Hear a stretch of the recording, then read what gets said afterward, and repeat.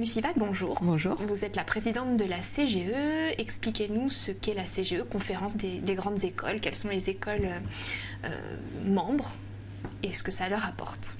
Alors, il y a plus de 210 grandes écoles françaises dans la Conférence des grandes écoles. Donc, c'est un regroupement d'écoles de management, d'écoles d'ingénieurs, architecture, création, art, design, Sciences Po. Donc une très grande transversalité entre les différentes familles d'écoles.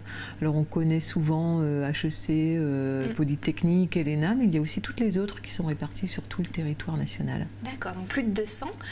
Parmi elles, le nombre d'écoles de management? Alors dans les 210 grandes écoles françaises, il y a 38 grandes écoles de management. D'accord. Pour devenir membre de la CGE, qu'est-ce qu'il faut faire?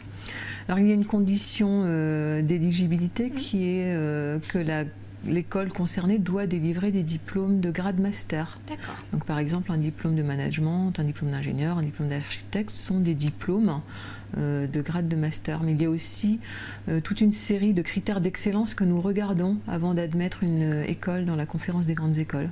Bien, donc il y a une commission qui décide, qui se réunit, j'imagine, régulièrement et qui décide de l'admission de nouveaux membres. Voilà, l'école doit faire un dossier, il y a ensuite un audit sur place, puis une décision par les instances de la conférence des grandes écoles et on regarde notamment les critères d'excellence, le niveau d'insertion professionnelle, le lien à la recherche, l'ouverture internationale, le lien à l'entreprise ou les politiques d'ouverture sociale et de diversité. D'accord, donc c'est quelque part la garantie, c'est un gage de qualité de faire partie de cette association. Voilà, c'est un gage de qualité et c'est aussi un gage de confiance pour les étudiants et les familles qui vont s'engager dans ces grandes écoles avec la certitude à la fin de leur cursus d'avoir un emploi de bon niveau et une insertion professionnelle rapide. Est-ce qu'on peut parler d'un label CGE ? Oui, on peut parler d'un label de la conférence des grandes écoles et également de label des formations qu'on accrédite conférence des grandes écoles.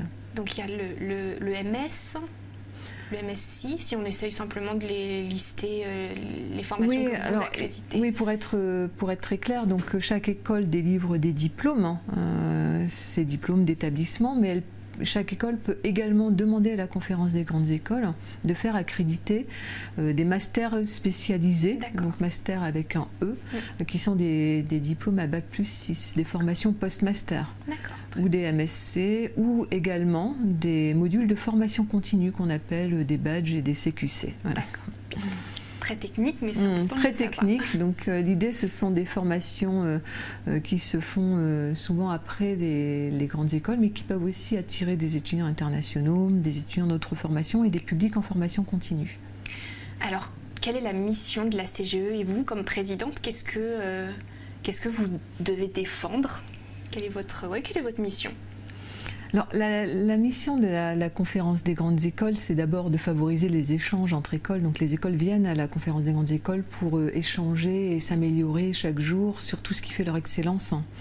L'international, la recherche, l'insertion professionnelle. Donc c'est un lieu de rencontre et d'échange, mais c'est aussi à la CGE un lieu de réflexion, de construction pour proposer des nouvelles orientations pour l'enseignement supérieur et également promouvoir la place des grandes écoles dans le système d'enseignement supérieur. On ne dit jamais assez, on rappelle jamais assez que les grandes écoles sont un acteur de masse dans l'enseignement supérieur. Nous formons plus de 40% des diplômés de grade master du pays aux côtés des universités.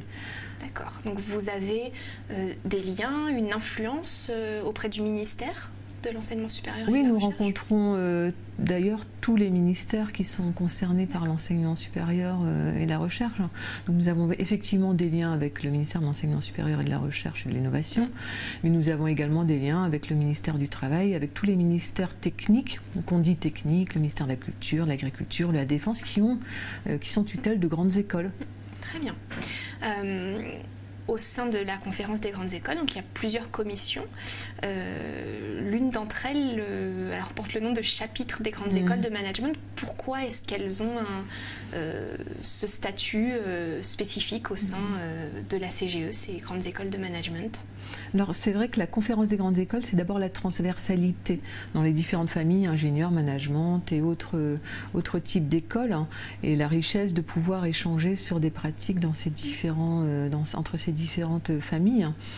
Alors, la réalité de la famille des écoles de management au sein de la CGE est incarnée dans un chapitre des écoles de management, et il n'existe rien de tel pour les écoles d'ingénieurs ou pour les écoles d'architecture, les écoles de santé ou les écoles ou les Sciences Po, etc. Donc c'est une raison historique. Le chapitre s'est constitué à partir d'un groupe d'écoles de management qui préexistait, mais ça correspond quand même aussi à une réalité du besoin, et c'est pour ça que nous conservons dans la conférence des grandes écoles cette commission des écoles du chapitre, où les écoles de management peuvent se retrouver entre elles pour discuter de problèmes qui leur sont spécifiques ou de questions qui sont particulièrement sensibles pour les écoles de management. D'accord, c'est une commission, un chapitre présidé par Loïc Roche aujourd'hui, si je ne me trompe pas. On parle beaucoup du continuum classe préparatoire grandes écoles. Est-ce que c'est quelque chose auquel la CGE tient? Est-ce que c'est quelque chose que vous défendez, cette idée d'une formation en bac plus 5 finalement, et non pas de regarder les 2 années de prépa puis les 3 années jusqu'au master? Alors les classes préparatoires aux grandes écoles et ce continuum classe préparatoire grandes écoles, on y tient beaucoup parce que c'est vraiment le cœur du réacteur et la colonne vertébrale de notre système grande école et de notre système d'excellence. Les publics issus des classes préparatoires aux grandes écoles ne représentent maintenant plus que 40% de nos effectifs. C'est-à-dire qu'il reste le cœur du réacteur, et d'ailleurs on parle du PGE, du programme grande école dans les grandes écoles, mais nous avons beaucoup diversifié les voies d'accès à nos écoles, et maintenant 60% de nos étudiants viennent d'autres voies d'accès. Ce sont notamment les écoles post-bac, écoles d'ingénieur ou de management ou d'architecture post-bac, mais aussi toutes les voies d'accès qui sont ouvertes aux BTS, aux IUT ou aux étudiants qui ont fait des parcours de licence dans les universités. Ok. Alors du coup, est-ce que, à vos yeux, aux yeux de la CGE, les classes prépa gardent quand même une spécificité? Est-ce qu'il faut, défendre cette formation? Est-ce qu'il faut leur demander d'évoluer? Voilà, comment vous voyez, vous, les étudiants qui intègrent les grandes écoles après une prépa? Est-ce qu'ils sont différents de ceux qui arrivent après les admissions parallèles? Voilà.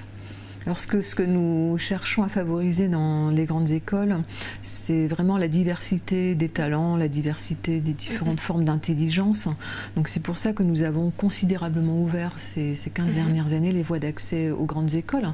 Alors dans ce public-là, les étudiants qui ont été formés en classe préparatoire ont des compétences qui sont particulières et recherchées par un certain nombre d'entreprises du fait de la façon dont ils ont été formés en classe préparatoire, où ils ont beaucoup développé par exemple les capacités, la puissance et les méthodes de travail, mais aussi des capacités conceptuelles qui sont recherchées ensuite dans les entreprises.